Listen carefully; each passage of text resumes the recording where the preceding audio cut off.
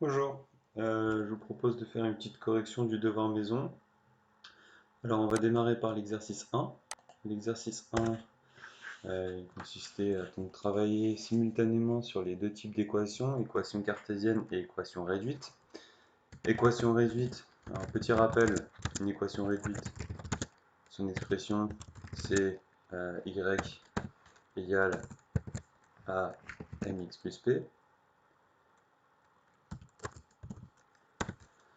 Avec m le coefficient directeur et p à l'ordonnée à l'origine. Ici le problème c'est que nous avons m mais nous ne connaissons pas p, donc on va d'abord réécrire l'équation en exploitant la valeur de m. Donc on a y égale à 2x plus p, d'accord?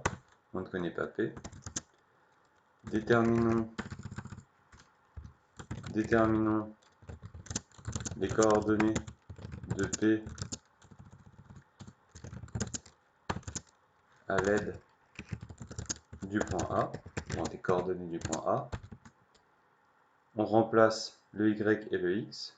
On a, donc le y vaut moins 3, donc j'écris, on y va, moins 3 égale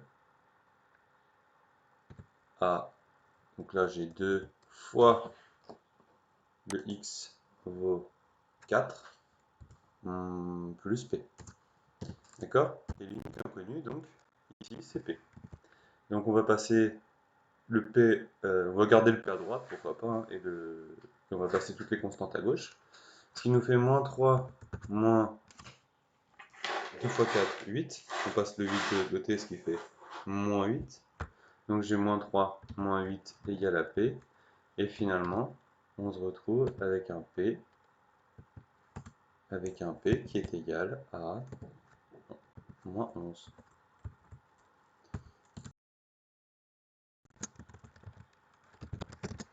Y.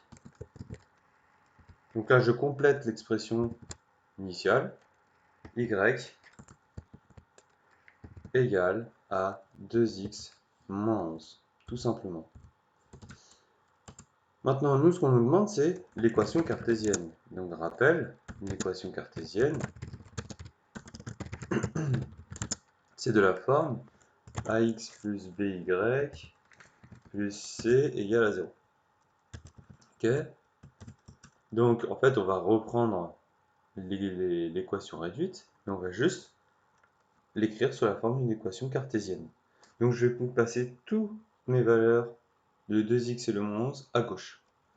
Donc, finalement, on obtient moins 2x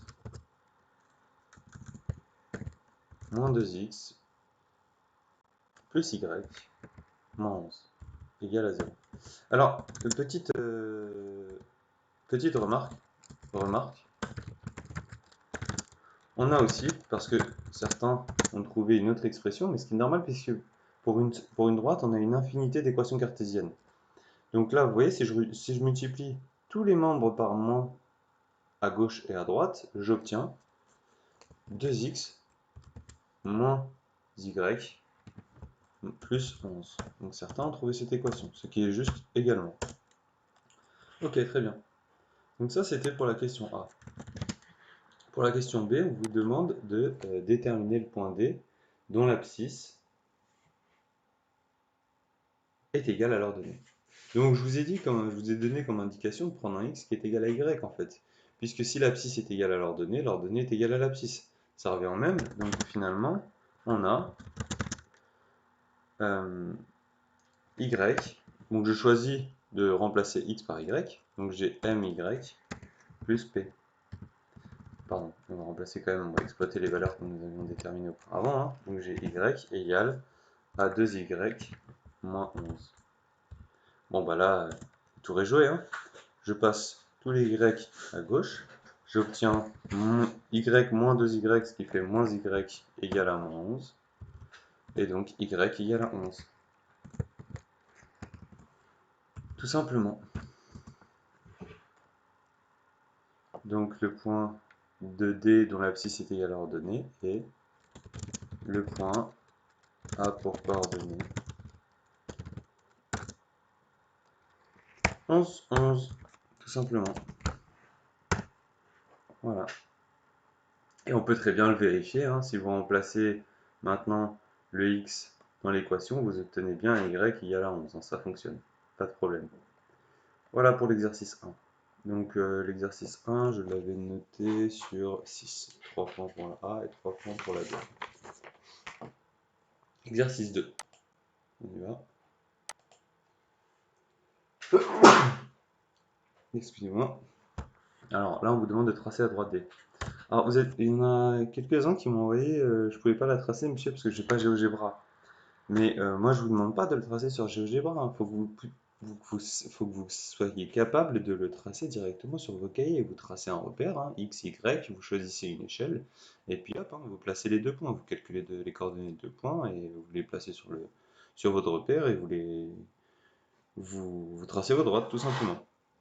Alors là, je vais directement exploiter la méthode, hein, que j'avais décrite dans la vidéo. Pour tracer la droite, on va déterminer deux points. Déterminons les coordonnées de deux points.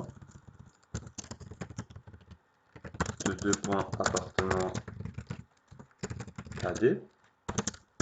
Deux points.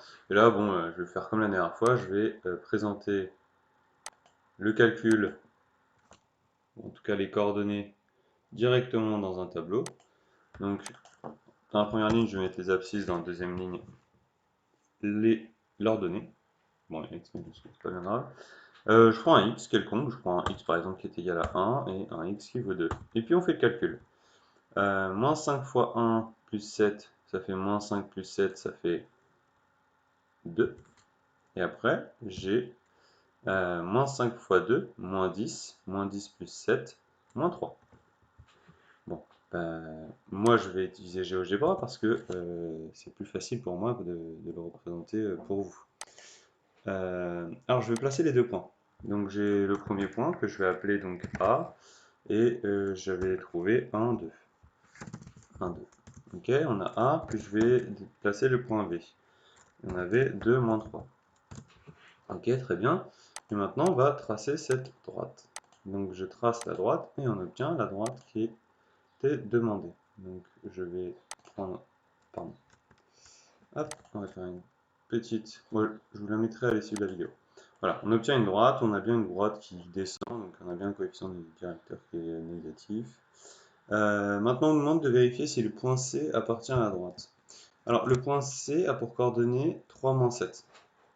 Alors, on peut directement répondre à cette question graphiquement, a priori, hein. On regarde 3 moins 7, 3 moins 7. Vous voyez, ça y est presque, mais ça ne... On obtient... Alors, on va directement le tracer si vous voulez. Pardon. 3 moins 7. Donc, je vais placer le point C. C égale à 3 moins 7. Donc ça, bon, vous pouvez faire exactement la même chose sur vos cahiers, hein. On remarque que C ne touche pas la droite. Alors ça, c'est une résolution graphique. Maintenant, bon, l'idéal, c'est de quand même maintenant passer à des résolutions un peu plus poussées, donc au moins numériques. Donc graphiquement,